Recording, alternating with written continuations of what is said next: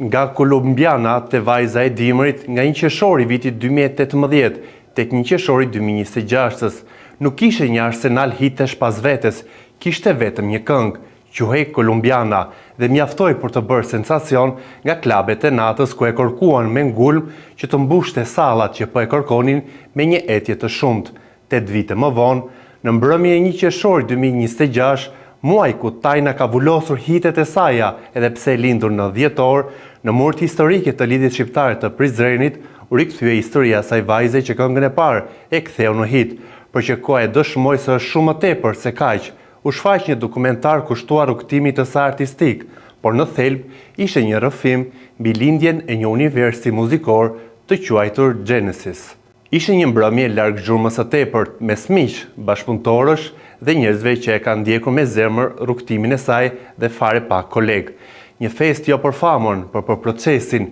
jo për shifrat, por për shpirtin, për Tajnën, për një rrugtim global që brenda ka gjenesë të emocioneve të luftës për të qenë zë në treg dhe të sjellurit një muzikë dimensionale ku prek shpirtin, fuqizon gruan dhe ushqen trupin me kërcim. Genesis, albumi me 13 këngë, është ndoshta pasqyra më e plotë e kësaj filozofie,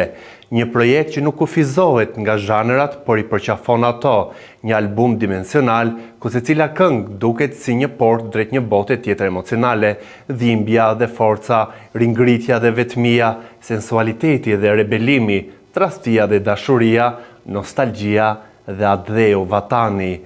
Një nga momentet më të veçanta të mbrëmjes dhe që më befasoi sigurisht ishte performanca live e disa këngëve nga albumi e shoqëruar nga bendi Kelly dhe Rituals. Muzika mori një frym ndryshe, saksofoni, handpati dhe rindërtimi organik i këngëve treguan një dimension tjetër të artistes, një Tajna që nuk ndërtohet vetëm nga ritmia apo skena, por që nga arti i pastër, sensualiteti dhe ndjesia e sjell që vetë muzika e bukur, autentike, di të prodhoj pra një artiste me gjenesë të pasur. Në rrëfimin e saj për albumin dhe fillimet e saj të karrierës, u rikthye te kujtesa asaj kohe ku pak njerëz besuan, sepse ne si shoqëri kemi të vështirë të mbështesim dikë përpara se ta shohim të fitojë, për dëshira e saj për të fituar dhe për të qenë zë ishte më e madhe se çdo pengesë, edhe kur si ai u përball me bllokime, me vështirësi, kënga shpërtheu brenda pak ditësh, e cila u hodh edhe asaj kohe në qershor të vitit 2024 dhe sot johon kudo, është një këngë globale, ende dëgjohet dhe ende luhet me mira video në rrjetet sociale dhe pikërisht këtu qëndron dallimi dhe ka një kletë. Shumë artistë arrin suksesi dhe ndalen mbi të, e përdorin si stacion, por Tajna e përdori si piknisje, pasi ai nuk heshti, por erdhi me projekte të reja, me bashkëpunime të shumta, eksperimente artistike dhe në fund një album i plot që e sfidon vetveten, dhe kjo e bën të rrallë, e bën këngulse dhe bën të qenurit e vërtet Tajna në atë që ajo prodhon. Në muzikën e saj bashkëton trashëgimia kulturore shqiptare, mitologjia, identiteti, ritmet moderne dhe frymëra globale. Në të njëjtën kohë jashtë skenës gjenden edhe gjeste do donacioni që ajo i ka bërë pa shumë zhurmë, por me peshë, që nga mbështetja për studentët e gazetarisë edhe për kujdesi për moshën e tretë, që ndoshta është një shembull se si Tajna e kthen tek shoqëria atë që ka marrë, një artiste që e nisi rrugën nga Prizreni dhe e çoi muzikën e saj në vende që ende nuk e njohin pavarësinë e Kosovës, një artiste që na rikthen tek natyra e egër, tek shpirti, tek forca e femrës, tek rrënjët tona dhe tek magjia e trashëguar brez mbas brezi. Nga Kolumbiana tek vajza e dimrit, rrugtimi nuk matet me vite, matet me transformimin e një vajze në një identitet artistik dhe pas 8 vitesh ajo nuk duket si kur ka mbërritur në fund të historisë së saj, por kundrazi, duket si kur sapo ka hyrë në kapitullin më të rëndësishëm të saj, të qenurit, një Tajna shumë dimensionale, me gjenezë në rrënjët tona, por me ritëm dhe me një harmoni globale që vetëm ajo dita përjetoj dhe dita sjell tek audienca e madhe. Prandaj, mbrëmja e 1 qershorit në Prizren pa diskutim do të mbetet një nga mbrëmjet më të veçanta që i vuri vullën edhe një herë tjetër se çfarë artiste kemi dhe se ku është ajo me dimensionin e saj, me gjenezën që i flen në shpirt. folëm për Tajnon, për tani do flasim për thashe themet dhe për Malin me situata që pash në këtë festën që do të pipakuj. Në fakt duhet ta shoqëroja me qumësh për viplokun dhe për një lloj fasade që na nxorën zorët, do ta filloj me ndoshta personazhet më të komentuar që unë edhe për herë të parë i pash në një event. Fjalën e kam për Klodi dhe për Elionën që po i luajnë këtë pjesën, janë apo nuk janë çift. Kur erdhën aty, mirë që erdhën kur sapo do të niste aktiviteti, por sikur ishin në tapetin e kuq të Oscar me veprime, me një lloj gërqethje që as nuk e kuptova për kë e kishin, as se ç'a do shesin, se okej, janë personazhe që u futën në Big Brother, morën një lloj vëmendje. Por në fund ditës nuk është se ka një karrierë të shkëlqyer dhe që kanë kontribute në jetën publike apo me punën që kanë bërë, hynë si të panjohur në Big Brother, bën të njohur, okej, ka njerëz që i pëlqejnë si çifte dhe ende nuk e kuptoj këtë filozofinë e këtyre personazheve që bëjnë çift edhe kthehen në personazhe shumë të dashur të publikut, shpërthejnë menjëherë dhe ka një lloj vëmendje pra njerëz që shesin përditshmërinë e tyre. Por sidoqoftë, duke qenë aty, i pash aq sa munda të gjitha situatat edhe një tjetër situatë që po komentohet është, le të themi, treshi për sheshi që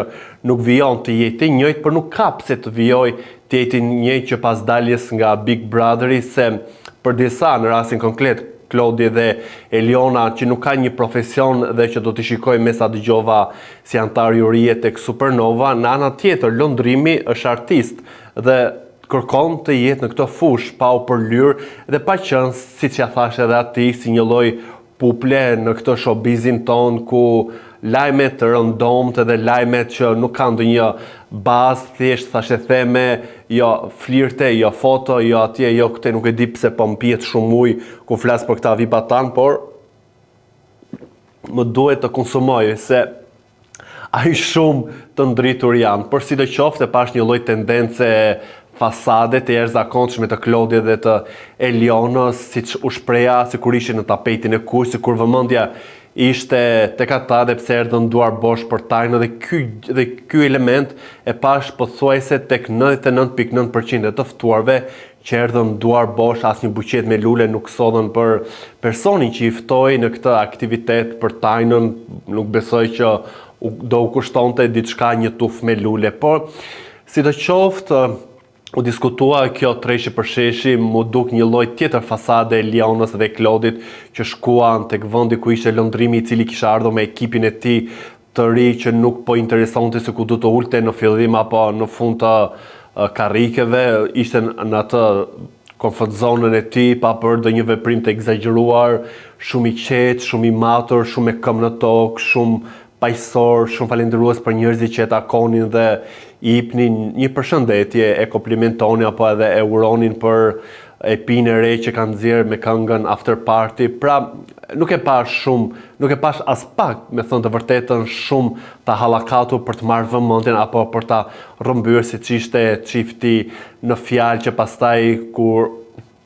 gjeti një moment për të takuar një lloj takimi që unë ndjente sikleti, unë ndjente tensioni që ishte jo real, që nuk ishte dashamirës, për ishte në kuadër të kamrave dhe thjesht për ta kapur si momente dhe pastaj për të shpëndar në rrjete sociale. Sidoqoftë, një tjetër çift që po i shikoja për herë të parë, por që i kam komentuar gjatë më shumë fituesen, pra ishte çifti Selin dhe Gimba, i pa shumë të natyrshëm, shumë të qeshur, shumë cute bashk, shumë me këmbë në tokë, as pak le të themi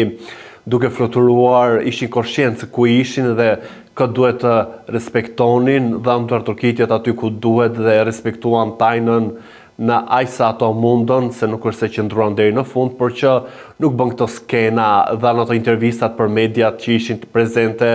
në pyetjet që kishin, nuk pash asgjë të tepruar dhe realisht besoj që të gjesh thelbin e suksesit për të qenë i thjesht është një armë që jo të gjithë din apo e kanë mundësinë për ta pasur dhe për ta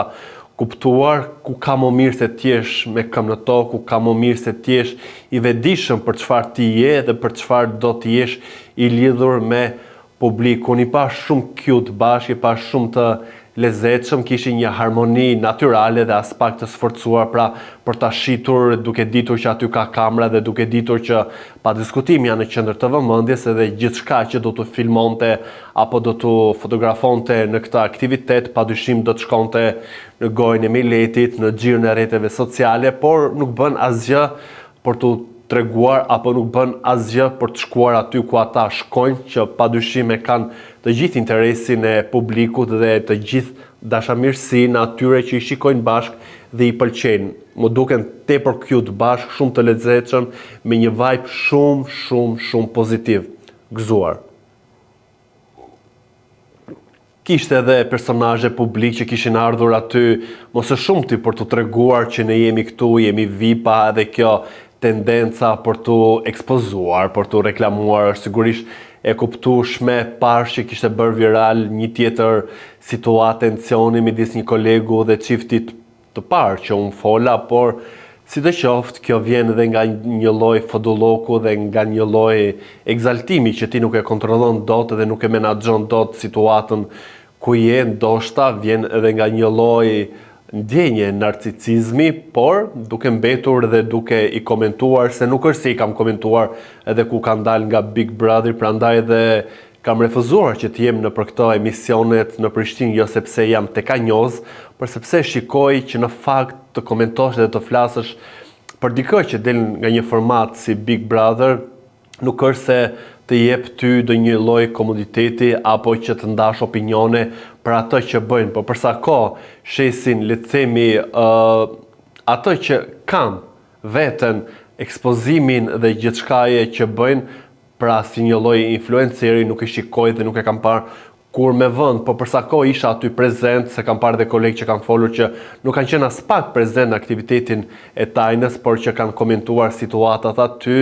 dhe si përfund që e di që është interesi më i madh për Briken dhe për Mateon, por për këtë të fundit dëgjova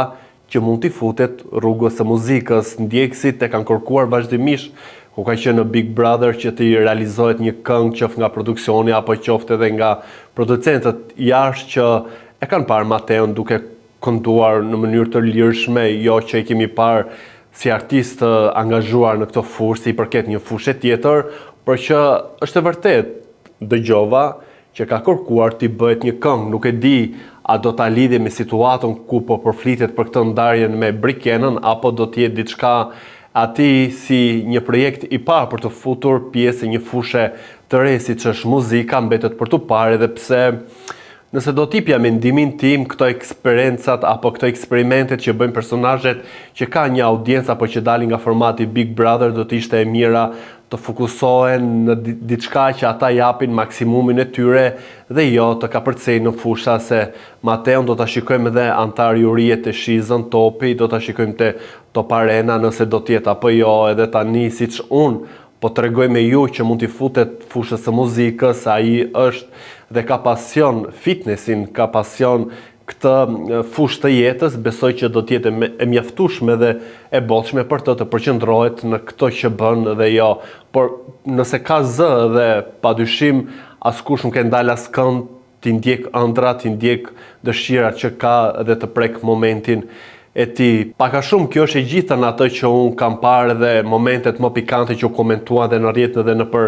emisione, për të dhënë ato përshtypjen time që gjithmonë jam i lidhur me ndjesi reale të feedbackut dhe të energjisë që japin personazhet, edhe kur i ke live dhe kur i shikon dhe kur shikon tekat e tyre, edhe një lloj portaliteti që kishte Olta Kixhari si një lloj dive që refuzonte të fliste për media që i shkonin nga pas, por edhe të tjerët që po gumzhinin, po ju pëlqiste në fytyrë një lloj eksitimi të qenurit të rëndësishëm në këtë aktivitet që në fakt kishin ardhur për të duar trokitur dhe për të respektuar dhe për të komplimentuar punën e një artiste si Tajna, por vipatan këtë janë, një sekond,